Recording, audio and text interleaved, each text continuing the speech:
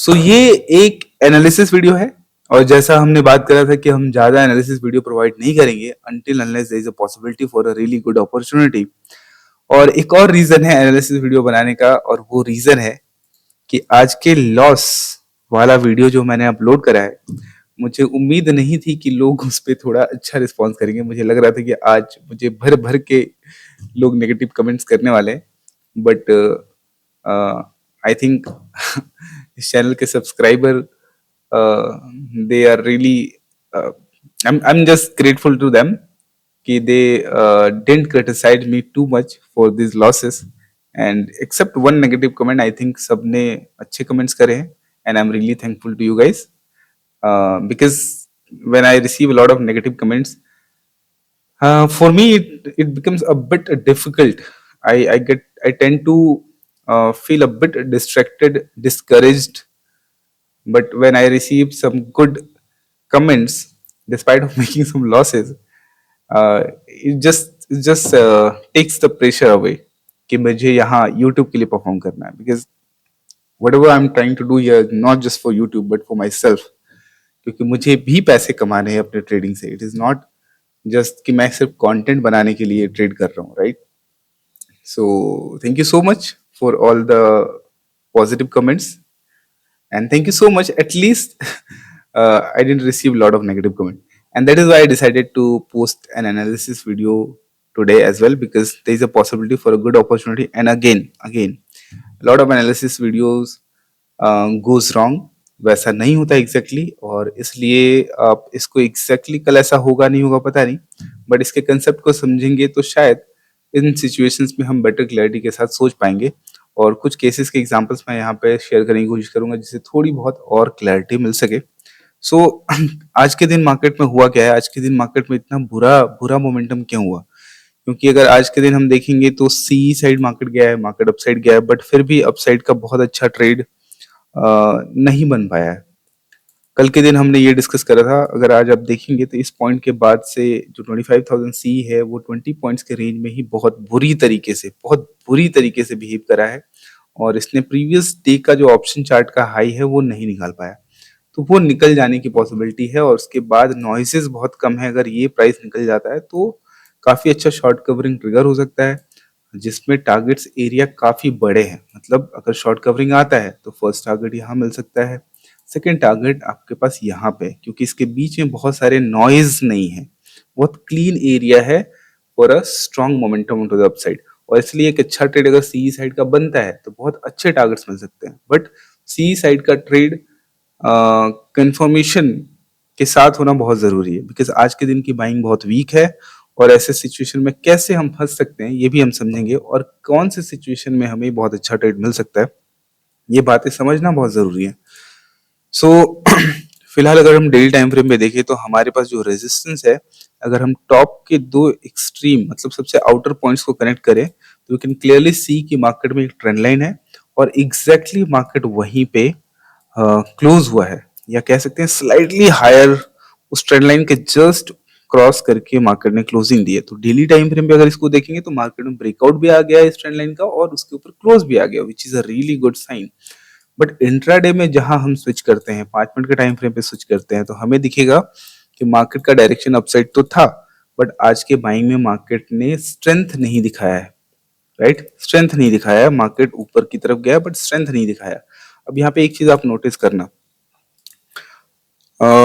Market में ये जो गैप अप के बाद जो ये एक ब्रेकडाउन हुआ था डे लो का वो फेल हुआ था, और जब भी ब्रेकडाउन फेलियर होता है नेक्स्ट डे जब तक वो वापस लो को तोड़ नहीं देता हम सेल साइड का ट्रेड नहीं ले सकते। तो नेक्स्ट डे मार्केट ने उस बाइंग को उस ट्रैप को वैलिडेट रखते हुए एक और इंटरमीडिएट ट्रैप बना के ऊपर गया। तो that shows the sign, that shows the intention of buying, because market जब भी कोई सपोर्ट क्रिएट करता है और उसका ब्रेकडाउन फेलियर क्रिएट करता है तो ऐसे केसेस में मार्केट का इंटेंट बाइंग का ही होता है, क्योंकि लिक्विडिटी ट्रैप जब भी होता है कोई छोटे मोटे प्लेयर्स तो करते नहीं है, बड़े लोग करते हैं, और बड़े लोग का इंटेंशन अगर बाइंग का है तो मार्केट को बाइंग की तरफ लेके जाएंगे।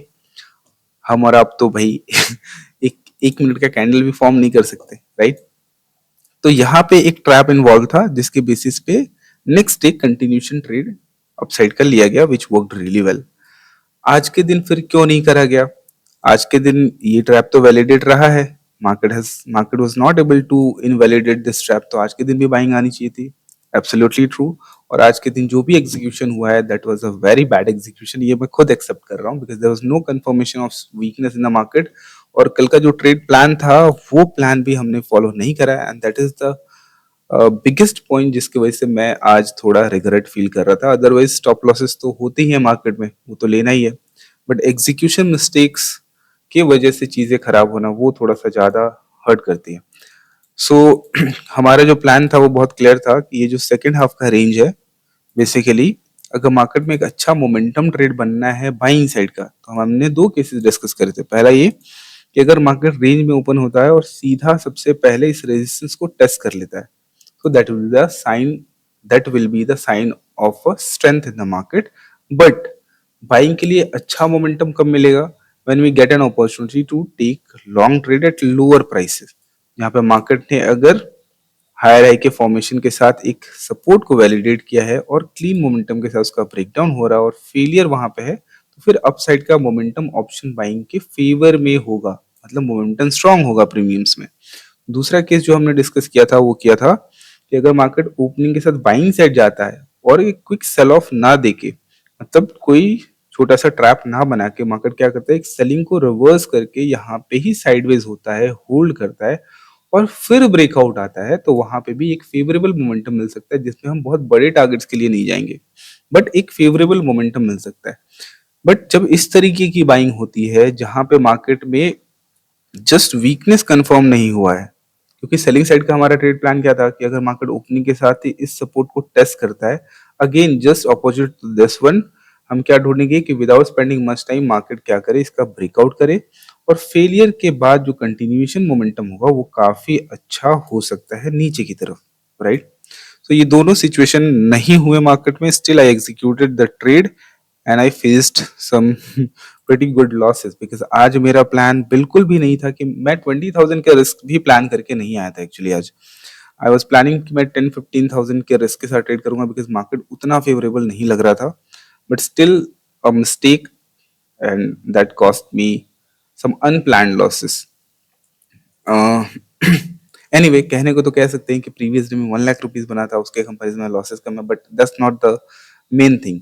The kind of trade I try to execute is fall for high risk reward ratios, और high risk reward ratios maintain करने में कई सारे स्टॉप लॉसेस खाने पड़ते हैं, मतलब बहुत सारे ऐसे दिन होते हैं जहाँ पे वो रेशियोज अचीव नहीं होते हैं, बहुत कम सारे ऐसे डेज होते हैं जहाँ पे 1:7 1:8 मिलता है। कल के दिन हमने 1:8 आई थिंक देखा था, हम उतना बुक नहीं कर पाए, but generally I try to achieve a high risk reward ratio, ताकि जो गलत ट्रेड्स है उनके स्टॉप लॉसेस इजिली कवर हो जाते हैं और हम अच्छे खासे प्रॉफिट में भी आ जाते हैं। लो रिस्क रिवॉर्ड को जनरली अवॉइड करता हूं मैं, बट मार्केट में उस तरीके का फेवरेबल कंडीशन मीट होना जरूरी है जहां पे ऑप्शन में सिर्फ डायरेक्शन का पता ना हो, बल्कि मोमेंटम की भी क्लैरिटी हो। सो कल के ट्रेड सेटअप में मोमेंटम की क्लैरिटी थी कि eventually momentum will come, but आज के दिन ऐसा कुछ नहीं हुआ। This is a case of direct buying, जहां पे मोमेंटम के लिए किसी ना किसी सेलिंग का आना जरूरी है। अगर मार्केट में अच्छा बाइंग सेम कंडीशन में जहां पे लो टेस्ट नहीं हुआ है, बट मार्केट ओपनिंग में नीचे गया है, तो बड़ा मोमेंटम बाइंग कैसे आ सकता था? कि मार्केट ने जो पहला सेलिंग रिवर्स कर दिया है, उसके बाद मार्केट एक क्विक और क्लीन सेलिंग दे, राइट। उस सेलिंग में सपोर्ट का ब्रेकडाउन फेलियर हो या ना हो, बट एटलीस्ट एक क्लीन सेलिंग दे के उसको थोड़ा टाइम लगा कर रिवर्स करे, that will be a confirmation of reversal of a swing, and then market is not able to test the intraday low, that is another sign of strength। इसके बाद भी we need a retracement, और यहाँ पे जो support बनाने के बाद, साइडवेज होने के बाद एक डिप को रिवर्ट करता हुआ जो मार्केट ब्रेकआउट करता है, that is when we get a clean momentum. और अगर ऐसा नहीं कर सकता मार्केट, सीधा ही हाई के पास चला गया, लो को टेस्ट नहीं किया, still it needs to spend some good period of time before giving them breakout, तब जाके स्ट्रॉन्ग मोमेंटम मिलता है जो कि ऑप्शन बाइंग के लिए फेवरेबल कंडीशन बनाता है। सो अगर मार्केट में उस तरीके का फेवरेबल कंडीशन नहीं मिल रहा है, तो chances for good momentum in premiums will be very low. तो ऐसे सिचुएशन में हम डे अवॉइड कर सकते हैं अगर बाइंग साइड का सही सेटअप के साथ ट्रेड नहीं मिल रहा है। सो एनीवे, आज की पॉसिबिलिटी को डिस्कस करते हैं। तो पहला पहला पॉइंट क्या हमने देखा कि मार्केट में डेली टाइम फ्रेम पे मार्केट एक बहुत ही इम्पोर्टेंट एरिया में है, जहाँ पे मार्केट में एक डेली टाइम फ्रेम का जो ट्रेंड लाइन है उसको मार्केट ने ब्रेक कर दिया है। अब क्या ये ब्रेकआउट बड़े बाइंग में कन्वर्ट हो सकता है? क्या एक बड़ा शॉर्ट कवरिंग ट्रिगर हो सकता है? यही समझने की कोशिश हमें करनी है। या फिर क्या मार्केट एक बड़े सेलिंग में जा सकता है, क्योंकि आज के दिन की बाइंग बहुत वीक हुई है और पिछले 3 दिनों से मार्केट में बाइंग दिख रहा है, क्योंकि यहाँ पे गैप अप होके बाइंग आया है, हायर लेवल पे ही क्लोज हुआ है, यहाँ से तो बहुत ऊपर है। अगले दिन बाइंग आई, फिर आज के दिन बाइंग आई है, तो 3 दिन लगातार बाइंग यहाँ पे देखने को मिला है। और पास्ट में हम देखेंगे कुछ केसेस जहाँ पे वीक बाइंग अगर तीसरे दिन होता है तो मार्केट में सेलिंग आने की पॉसिबिलिटी बढ़ जाती है। But this is case which is slightly different, so वो पर्सपेक्टिव से भी हम समझ लेते हैं। सो सेलिंग सेलिंग की पॉसिबिलिटी क्यों है? क्योंकि मार्केट में 3 दिन से बाइंग आ रही है और ये जो बाइंग हुआ है ये बहुत वीक बाइंग हुआ है। बट वीक बाइंग के बावजूद भी मार्केट में बड़ा मोमेंटम बाइंग साइड आ सकता है। क्यों? उसका रीजन ये है कि मार्केट में आखिरी आखिरी में जो रेजिस्टेंस क्रिएट हुआ है, मार्केट का डायरेक्शन किधर गया है? बाइंग साइड गया है। आखिरी आखिरी में जो रिजेक्शन फेस करा है मार्केट ने, मार्केट उस रिजेक्शन एरिया को टेस्ट करने के बाद जो नियरेस्ट लोकल सपोर्ट मार्केट ने बनाया है उसके नीचे मार्केट ने क्लोज करा है, राइट। अब क्या ये ब्रेकडाउन फेलियर हो सकता है? ये कैसे पता चलेगा? अगर मार्केट की ओपनिंग इस रेंज के ऊपर हो गई, इस रेंज के ऊपर, इसका मतलब क्या हुआ? This is a breakdown failure. और अगर ब्रेकडाउन फेलियर के बाद ब्रेकआउट हुआ है तो possibility for continuation will be very high. ठीक है, इसके एक एग्जांपल हम देखेंगे। But in a lot of cases what happens कि मार्केट अगर इस तरीके से ऊपर गया है जहां पे स्ट्रेंथ नहीं है मार्केट में, और गैप अप ओपनिंग के बाद अगर इसने इसको इनवैलिडेट कर दिया, मतलब अगर ये ट्रैप वैलिड है तो यहां तक प्राइसेस नहीं आनी चाहिए। अगर गैप अप ओपनिंग होता है मार्केट में और मार्केट इस प्राइस तक नहीं आता है, तब तक ही बाइंग अपॉर्चुनिटी का मतलब है। अगर मार्केट ने इस पॉइंट से ओपन होके इस लेवल को तोड़ दिया तो ये ट्रैप इनवैलिडेट हो जाएगा। तो क्या इसका मतलब हम बाइंग ट्रेड नहीं कंसीडर कर सकते हैं? ऐसा नहीं है। उसका मतलब ये हुआ कि अगर मार्केट ने इस पॉसिबल ट्रैप को इनवैलिडेट किया है तो फिर बाइंग के लिए फ्रेश कंफर्मेशन ऑफ स्ट्रेंथ चाहिए। इसका ये मतलब नहीं कि हम सेल करने वाले हैं।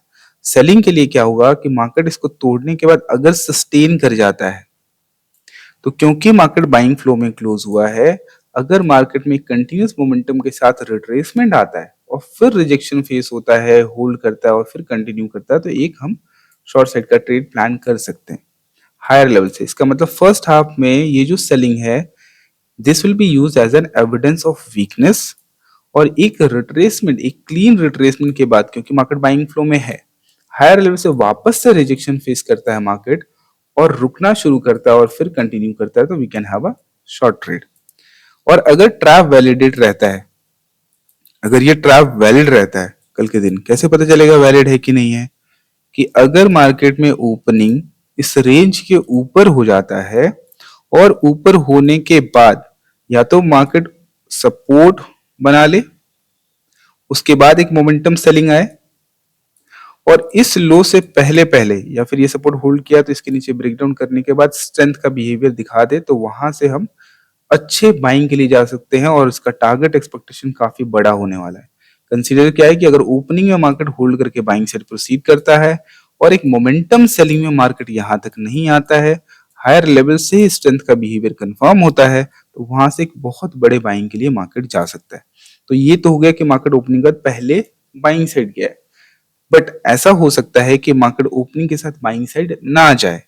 क्या करे मार्केट कि गैप अप ओपन तो हो, मार्केट इस ट्रैप को वैलिडेट करे पहले। वैलिडेट कैसे होगा? क्योंकि ओपनिंग गैप अप होना चाहिए।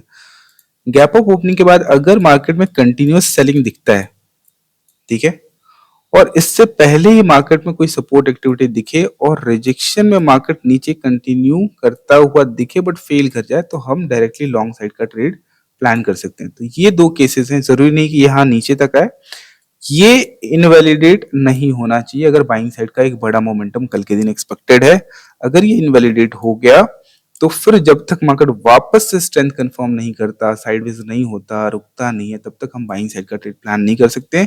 उस केस में अगर सेलिंग सस्टेन कर जाता है तो फिर हायर लेवल से रिजेक्शन पे हम सेल साइड का ट्रेड प्लान करेंगे। तो this is what the plan for tomorrow. अब इसके कुछ रेफरेंस एग्जांपल मैं आपको दिखा देता हूं कि किस तरीके की पॉसिबिलिटी बन सकती है अगर सेल होना है या बाय होना है। You can consider this as a learning video as well. अब यहाँ पे ध्यान देंगे तो यहाँ पे क्या हुआ था, मार्केट गिरते हुए मार्केट में जो ये छोटा सा रेंज बना था इसका मार्केट ब्रेकडाउन करा था और अगले दिन मार्केट में कंटिन्यूएशन अपसाइड का दिखा था। नेक्स्ट डे मार्केट जब गिरा है तो इसने इस ट्रैप को इनवैलिडेट नहीं किया है और नेक्स्ट डे मार्केट में डायरेक्ट बाइंग आई है। नाउ अगेन यहाँ पे बाइंग तो आई है, मार्केट ओपनिंग में नीचे आया और फिर बाइंग साइड गया, बट इस बाइंग में भी आप देखोगे बहुत सारे नॉइजेस हैं। ये जो बाइंग है it has not happened with the confirmation of strength या फिर मोमेंटम को सपोर्ट करने वाला बिहेवियर नहीं है ये। तो this is a very bad behaviour. But यहाँ पे कोई भी ट्रैप का बिहेवियर अवेलेबल नहीं है। मार्केट में वीक बाइंग है, मार्केट में डायरेक्ट बाइंग है।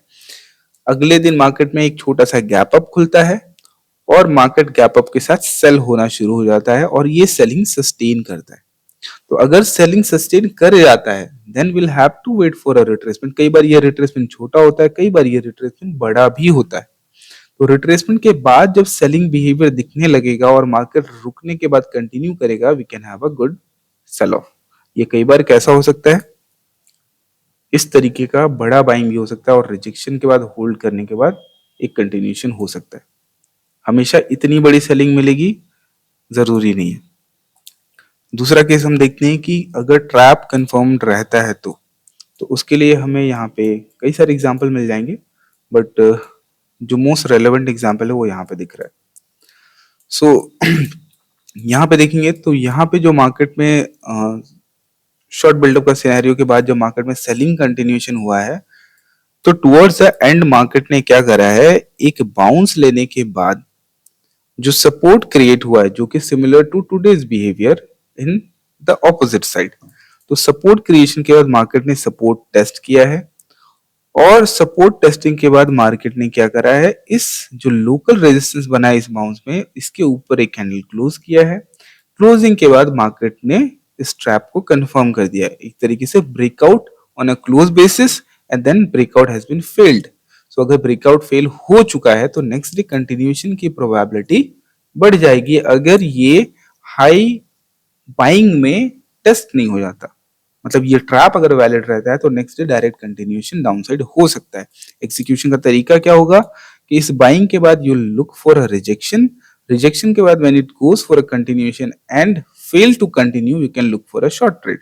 हमारे आज के केस में क्या होगा, हमारे पास ट्रैप अवेलेबल है बिकॉज आखिरी जो रिजेक्शन हुआ है मार्केट ने इसको टेस्ट किया है और आज के दिन इसके नीचे क्लोज किया है, नीचे क्लोज करके यहाँ पे क्लोज किया, तो ये ट्रैप वैलिडेट हो जाएगा विद अ गैप अप। तो अगर गैप अप नहीं आता है तो ट्रैप तब तक वैलिड नहीं है। तो एक बार ट्रैप वैलिडेशन के बाद जब सेलिंग मोमेंटम आएगा, उस सेलिंग में सपोर्ट के बाद कंटिन्यूएशन नहीं हो पाएगा तो we can expect a direct continuation on the upside. Logic reason for expecting such move is a validation of trap. तो जब तक ये ट्रैप वैलिड है तब तक हम सेल साइड के लिए प्लान नहीं कर सकते। अगर ये ट्रैप इनवैलिड हो जाता है, सस्टेन कर जाता है मार्केट, तो नीचे फिर हम हायर लेवल से शॉर्ट साइड का ट्रेड देख सकते हैं। सो ये पॉसिबिलिटीज हैं जिसके एग्जांपल्स यहाँ पे अवेलेबल है। क्या इसके अलावा और कुछ नहीं हो सकता है? बहुत कुछ हो सकता है। There are millions of possibilities, but हर पॉसिबिलिटीज में हमें इंगेज नहीं होना चाहिए। कुछ और पॉसिबिलिटीज हैं जो मैं अपनी तरफ से बता देता हूँ, बट उनके एग्जांपल्स ढूंढने में समय लग जाएंगे, इसलिए आप इसको लॉजिकली समझने की कोशिश करना। कि लेट अस इमेजिन कि मार्केट में क्या होता है, गैप डाउन ओपनिंग होती है, तो ये आखिरी में सेलिंग के साथ क्लोज हुआ है। अगर गैप डाउन ओपन हुआ तो ये ट्रैप तो इनवैलिडेट वैसे भी हो जाएगा, राइट। अब गैप डाउन के बाद मार्केट अगर बाइंग साइड जाता है, बाइंग फ्लो में था मार्केट, मार्केट गैप डाउन किया तो बाइंग साइड जाता है। बाइंग साइड जाने के बाद अगर इस रेजिस्टेंस तक नहीं जा पाता है और उससे पहले ही एक स्विंग पूरा रिवर्स हो जाता है, तो a swing reversal is a sign of weakness in the market. और इस सेलिंग के बाद अगर सपोर्ट क्रिएशन के साथ मार्केट आए ऊपर की तरफ पुश होता है, अगेन नया हाई नहीं लगाता है, रिजेक्शन फेस करता है, तो होल्ड करने के बाद we can expect a down move. But उसके लिए क्या होना चाहिए, गैप डाउन ओपनिंग होना चाहिए, राइट। अगर मार्केट में ओपनिंग गैप डाउन होके यहां तक आ जाए तो क्या होगा, रेजिस्टेंस टेस्ट हो जाएगा। बट रेजिस्टेंस से जो सेलिंग है वो क्विक मोमेंटम सेलिंग होना चाहिए, और उसके बाद जब मार्केट या तो ब्रेकडाउन फेलियर के साथ होल्ड करता हुआ ऊपर निकलेगा, या फिर सेलिंग रिवर्स करके होल्ड करता हुआ बाद में सेकेंड हाफ में ब्रेकआउट आएगा, तो फिर मोमेंटम आएगा। These are the condition needed for momentum. अगर इस तरीके से हटके कुछ बिहेवियर हो रहा है तो मोमेंटम का कंफर्मेशन वहां पे जनरली नहीं मिल पाता है। अब अगर हम टारगेट एक्सपेक्टेशन की बात करें यहाँ पे, तो टारगेट्स थोड़े से बड़े होने वाले हैं, क्योंकि ये जो मेजर रेजिस्टेंस है, अगर आप देखोगे तो यहाँ पे मार्केट ने काफी सारा टाइम स्पेंड करा है, राइट।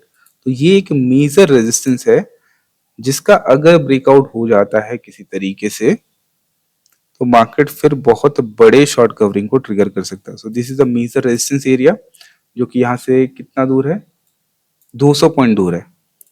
अब ये 200 पॉइंट की दूरी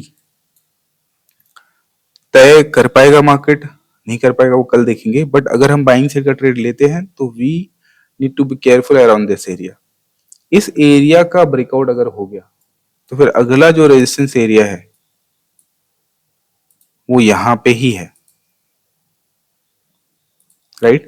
बीच में एक छोटे से गैप है और माइनर रेजिस्टेंसेस बीच में भी है, और आज के दिन मार्केट इस रेजिस्टेंस को टेस्ट नहीं किया जो माइनर रेजिस्टेंस है। तो अगर बड़ा शॉर्ट कवरिंग ट्रिगर हुआ तो यहां से आपका 200 पॉइंट ये है, 300 पॉइंट ये है। अब आई डोंट नो एग्जैक्टली कि कहां तक जाएगा। एक और केस मैं आपको बताता हूं कि आज के दिन एफओएमसी मीटिंग है, मीटिंग में क्या रिपोर्ट आएगा, उसकी वजह से गैप डाउन होगा या गैप अप होगा नहीं पता। बट अगर किसी वजह से बड़ा गैप अप आ जाता है, मतलब इस रेजिस्टेंस के ऊपर ही ओपन हो जाता है मार्केट, और ऊपर ओपन होने के बाद मार्केट थोड़ा सा साइडवेज हो जाता है, हाँ, अगर इसके ऊपर ही ओपन हो जाता है मार्केट और थोड़ा सा साइडवेज हो जाता है और एक सेलिंग के बाद अगर होल्ड करता हुआ निकलता है ना, तो फिर जो शॉर्ट कवरिंग आएगा वो सीधा यहां आके रुकेगा। मतलब एक्सपेक्टेशन है ऐसा। अगेन मैं एनालिसिस वीडियो बहुत गलत होते हैं मेरे, तो प्लीज आप एग्जैक्टली इसको ऐसा मत मान के चलना। Just try to understand the concept कि मार्केट में एक बहुत बड़ा गैप अप कब शॉर्ट कवरिंग ट्रिगर करता है, जब ओपनिंग एक मेजर रेजिस्टेंस के ऊपर हो जाता है, और मेजर रेजिस्टेंस के ऊपर ओपनिंग के बाद इमीडिएटली फेल नहीं होता है, मार्केट वहां सस्टेन कर जाता है, और सस्टेन करने के बाद अगर सेलिंग अटेम्प्ट के बाद नीचे नहीं जाता है तो कॉन्फिडेंटली हम बाइंग साइड बड़े टारगेट एक्सपेक्ट कर सकते हैं। सो हमने सेलिंग के केसेस देख लिए, हमने बाइंग के केसेस देख लिए। Again this could create a big opportunity, but last time भी हमने ऐसा ही बात करा था कि मार्केट में एक बड़ी बाइंग आने की पॉसिबिलिटी बहुत ज्यादा है, और मार्केट में जिस तरीके का बिहेवियर यहाँ दिख रहा था, ऐसा लग रहा था कि अगले दिन ओपनिंग के साथ ही बड़ा मोमेंटम आ जाएगा। मैंने पोजीशन भी कैरी किया था। इवेंचुअली इस दिन हमें ऑलमोस्ट ब्रेक इवन पे क्लोज करना पड़ा था दोनों अकाउंट मिला के। तो ऐसा जरूरी नहीं है कि जो हम एक्सपेक्ट कर रहे हैं वही होगा, बट अगर हम सही तरीके कंफर्मेशन के साथ अपना डिफाइंड रिस्क के साथ ट्रेड लेते हैं और इस तरीके के सिचुएशन में विनिंग ट्रेड मिलता है, तो डिफरेंस कहाँ क्रिएट होता है, when you hold the trade for a big targets. अब मैं ये नहीं बोल रहा हूँ कि आपको सारा पोजीशन बड़े टारगेट्स के लिए होल्ड करना चाहिए, but if you are into a winning trade, मैं अभी क्या फॉलो कर रहा हूँ, I try to take some position aggressively and try to add more at confirmation, try to take some profit and look for next continuation, वहां पे और add कर सकते हैं। तो इस तरीके से थोड़ा सा प्रॉफिट कुशन अपने पास रखते हुए रिस्क ले सकते हैं। तो अगर आपको एक अच्छा मोमेंटम मिलता है तो you can book most of your quantity, and आप थोड़ा सा क्वांटिटी होल्ड करना चाहें तो होल्ड कर सकते हैं for the maximum target, because ये हैबिट बिल्ड करना भी जरूरी है if you are expecting a big move. ऐसा नहीं कि रेंडमली हर जगह एक्सपेक्ट करना है, देयर लॉट ऑफ सिचुएशन जहाँ पे मैं गलत एक्सपेक्ट कर जाता हूँ, बट ठीक है, धीरे धीरे वो सारी चीजें करेक्ट हो जाएंगी। बहुत सारी चीजें हम लोगों ने ऑलरेडी कैटेगराइज कर ली है, बहुत सारी चीजें हमने फर्स्ट जो बैच चल रहा है उनके साथ मिल के काफी चीजें रिफाइन करी है। फर्स्ट बैच में इतने इतने अमेजिंग लोग हैं और बहुत ही सीरियस लोग हैं, सो उनके साथ इंटरेक्शन से भी मेरी बहुत सारी चीजें और वेल प्रिसाइज हो रही हैं, बहुत क्लीन एंड क्लियरली हम लोग डिफाइन कर पा रहे हैं, तो वो चीजें भी हेल्प कर रही हैं। सो जब इस तरीके की क्लैरिटी आपके पास अवेलेबल है, आपका रिस्क मैनेज्ड है और अपॉर्चुनिटी की क्लैरिटी है, तो आपको उस पर फेथ दिखा के उसको कंप्लीट करना जरूरी है, अगर आप लॉन्ग टर्म तक वो इस तरीके की हैबिट बिल्ड करना चाहते हैं तो। इट इज नॉट नेसेसरी कि आप सारे पोजीशन के साथ ही करो। जो ट्रेडिंग स्टाइल में मेरा फेथ है और जिस तरीके का फ्यूचर मैं अपना देखता हूँ मार्केट से रिलेटेड, उसी तरीके के हैबिट्स में मैं काम करना चाहता हूँ। सो अभी भी छोटी थोड़ी बहुत जो भी कमियां हैं, मतलब बहुत सारी हो सकती है, बट जो कमियां मुझे दिखती हैं उन पे मैं काम करता रहता हूँ और धीरे धीरे इम्प्रूव करने की कोशिश करता रहता हूँ। और उम्मीद है कि आपको भी ये बातें समझ में आ रही होंगी और हम सब मार्केट में कहीं ना कहीं, जो लोग लंबे समय से हैं और ओवरऑल प्रॉफिटेबल नहीं है, we all are participating in the market for two reason: one to make money and two to improve our self. So ये दोनों चीजें साथ में बैलेंस करके करना है। जहाँ पे पैसे बनाने की अपॉर्चुनिटी मिले वहां थोड़ा पैसा बनाना है, और जहाँ सीखने की अपॉर्चुनिटी मिले वहां पे थोड़ा पैसा कम गवा के सीख लेना है। That's what the whole purpose of participation right now. So I hope आपको आज का एनालिसिस वीडियो समझ में आया होगा, कुछ चीजें सीखने को मिली होंगी। And again we are not going to do this regularly. Today I am feeling good because मेरे लॉसेस के बाद भी I did receive lot of negative comments, तो मुझे लगा मुझे शायद एक एनालिसिस वीडियो डालना चाहिए। And again anything can happen in the market, कुछ भी हो सकता है। तो आप हमेशा सबसे पहले अपना रिस्क कैलकुलेट करें और उसके हिसाब से ही कोई चीजें प्लान करें, और जो मूव आपको लॉजिकल लगता है, जो एक्सपेक्टेशन के पीछे आपके पास एविडेंसेस अवेलेबल है, उन एक्सपेक्टेशन पे फेथ दिखा के कॉन्फिडेंटली ट्रेड करें। This is how we are going to improve. Alright, that's it for today. I will see you in the next video. Bye bye.